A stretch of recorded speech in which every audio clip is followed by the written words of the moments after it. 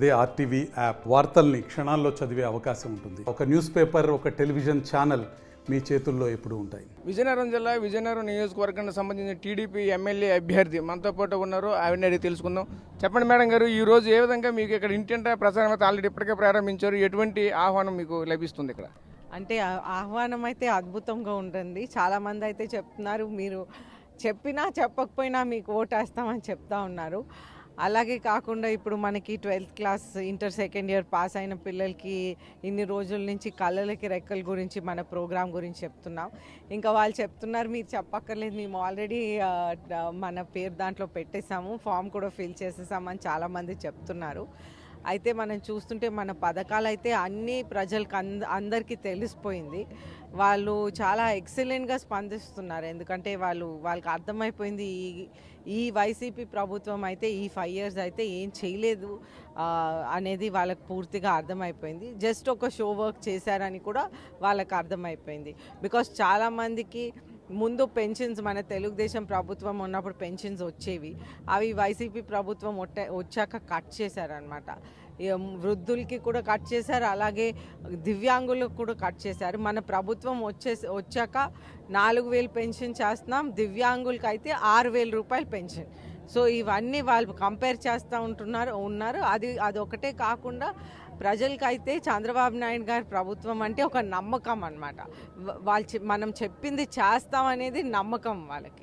So ఆ నమ్మకం కల్పించింది తెలుగుదేశం పార్టీ అనేది మనం అందరికీ తెలియజేస్తున్నాం. తెలుగుదేశం పార్టీలో కానివ్వండి, ఎన్డీఏ ప్రభుత్వంలో కానివ్వండి, ఇవన్నిటిలో మనం పూర్తి నమ్మకం కలిగించాము. అందుకే వాళ్ళు ముందుకు వస్తున్నారు. మనం చెప్పింది, చంద్రబాబు నాయుడు గారు చెప్పింది, మనం తెలుగుదేశం పార్టీ పథకాలు చెప్తుంది, వాళ్ళందరూ పూర్తి నమ్మకంతో ఉన్నారనమాట అన్నీ వస్తాయని. ఇప్పుడు మీరు ఇక్కడ కూటమి అభ్యర్థిగా ప్రజలకు ఎటువంటి హామీలు ఇచ్చుకుని ముందుకు వెళ్తున్నారు? అంటే మనం ఇప్పుడు తెలుగుదేశం, జనసేన, బీజేపీ 3 పార్టీల నుంచి మనం పోటీ చేస్తున్నాం. అందరం కలిసి ఒక ఉమ్మడి మేనిఫెస్టో అనేది తయారు చేసి ఆ ఉమ్మడి మేనిఫెస్టో మనం రిలీజ్ చేసాం. అయితే ఈ మేనిఫెస్టో ప్రకారం మనకి 20 లక్షల ఉద్యోగాలు యువత కోసం కల్పిస్తాం ఈ 5 yearsలో. ఎవరికైతే ఉద్యోగాలు లేవో వాళ్ళకి 3,000 రూపాయలు నిరుద్యోగ భృతి. అలాగే దీపం పథకం అనేది మొట్టమొదటిసారిగా చంద్రబాబు నాయుడు గారు పెట్టారు. ఎందుకంటే మహిళలకి ఒక గ్యాస్ సిలిండర్ అనేది ఒకటి అలవాటు చేశారు.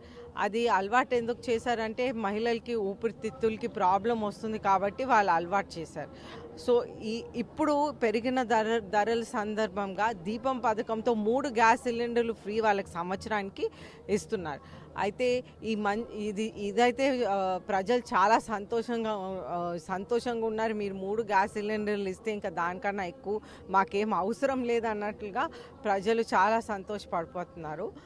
అదే కాకుండా మనం ఉచిత బస్ ప్రయాణం అనేది ఒకటి పెట్టాము. అలాగే చిన్నపిల్లలకి, చదువుకునే పిల్లలకి 15,000 రూపాయలు, ఎంతమంది పిల్లలు ఉంటే అంతమంది పిల్లలు. అయితే ఇది కూడా చాలా బాగా వెళ్తుంది.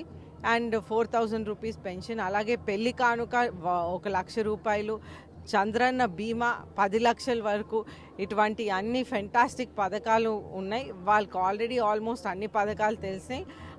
ప్రజలందరూ అయితే రెడీగా ఉన్నారు. మే 13న ఎప్పుడు వస్తుంది, మనం ఓట్ హక్కు ఎప్పుడు వినియోగించుకోవచ్చు అని వాళ్ళు ఎదురు చూస్తున్నారు. అయితే ఈరోజు మీరు ఇంటింటికి వెళ్తున్న సందర్భంలో వాళ్ళు ఏదైనా సరే ప్రజలు మీకు ఏదైనా సమస్యలు చెప్పుకుంటున్నారా? ఆ సమస్యలు ఏంటి? అంటే ఈరోజు అయితే చెప్పలేదు, కానీ కొన్ని ఏరియాస్లో కొలాయి ప్రాబ్లం ఉంది. తెలుగుదేశం గవర్నమెంట్ ఉన్నప్పుడు last time water pipe line వేశారు కొన్ని ఏరియాస్లో. ఆ తర్వాత ఎన్నికల నోటిఫికేషన్ వచ్చింది. సో వాళ్ళు ఇటువంటి ట్యాప్ కనెక్షన్స్ అటువంటి పూర్తి చేయలేకపోయారు. ఈ 5 yearsలో ఆ సింపుల్ ట్యాప్ కనెక్షన్ కూడా ఈ ప్రభుత్వం పూర్తి చేయలేకపోయారనేది వాళ్ళందరూ అడుగుతూ ఉన్నారు. ఆ ట్యాప్ కనెక్షన్ కోసం అడుగుతూ ఉన్నారు అన్నమాట. మీరు ఇప్పుడు ఇంటింటా వెళ్తున్న సందర్భంలో ఆ విలేజ్లో కావచ్చు, ఆ వీధుల్లో కావచ్చు, ఎటువంటి అభివృద్ధి కార్యక్రమాలు చేయాలని మీరు గుర్తించినవి ఏమైనా ఉన్నాయా? డెఫినెట్లీ కొన్ని ఏరియాస్లో ట్యాప్ కనెక్షన్ ఉంది. మనం వాటర్ ప్రాబ్లం అయితే డెఫినెట్లీగా మనం నదులను సంధానం చేసి స్టేట్ గవర్నమెంట్ నుంచి అయినా సెంట్రల్ గవర్నమెంట్ నుంచి అయినా మన గవర్నమెంట్ ఫామ్ అయ్యాక ఇరు పార్టీలు అంటే సెంట్రల్ నుంచి బీజేపీ పార్టీ కూడా నదుల అనుసంధానం కోసం ప్రయత్నాలు చేస్తున్నాయి. అలాగే చంద్రబాబు నాయుడు గారు ఇక్కడి నుంచి కూడా నదుల అనుసంధానం కోసం ఆల్రెడీ స్టార్ట్ చేశారు లాస్ట్ ప్రభుత్వంలో ఉన్నప్పుడు. సో అటువంటి మనం చేస్తే ప్రజలకి నీళ్ళు అనేది ఒకటి అందుతుంది. నీళ్ళు అనేది అనేది అన్ని విధాలుగా ఉపయోగపడుతుంది. ఇంటికి ఉపయోగపడుతుంది, మనకి వ్యవసాయం కోసం ఉపయోగపడుతుంది, ఇండస్ట్రీస్ కోసం ఉపయోగపడుతుంది.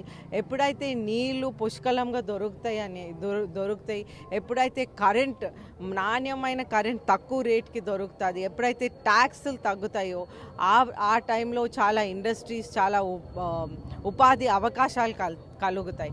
సో ఇవన్నీ మనం దృష్టిలో ఉంచుకొని చంద్రబాబు నాయుడు గారు ఎప్పుడైనా ఉన్నప్పుడు వారు సంపద సృష్టించి ప్రభుత్వం ఒక ఆదాయం ఉండేలా చూసి అప్పుడు అభివృద్ధి సంక్షేమం ఒక బ్యాలెన్స్ విధానంగా తీసుకెళ్తారని మీ అందరికీ విజ్ఞప్తి చేస్తున్నాను.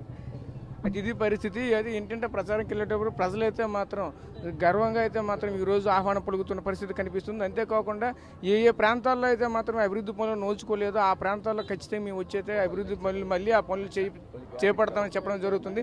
ప్రధానంగా నీటి సమస్య అయితే మాత్రం ఈ ఏరియాలో ఉందని మాత్రం చెబుతున్న పరిస్థితి కనిపిస్తుంది.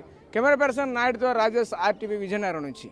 మరిన్ని వీడియోస్ కోసం ఛానల్ ని సబ్స్క్రైబ్ చేయండి, లేటెస్ట్ అప్డేట్స్ కోసం వాట్సాప్ ఛానల్ ని ఫాలో చేయండి అండ్ లింక్ డిస్క్రిప్షన్ లో ఉంది.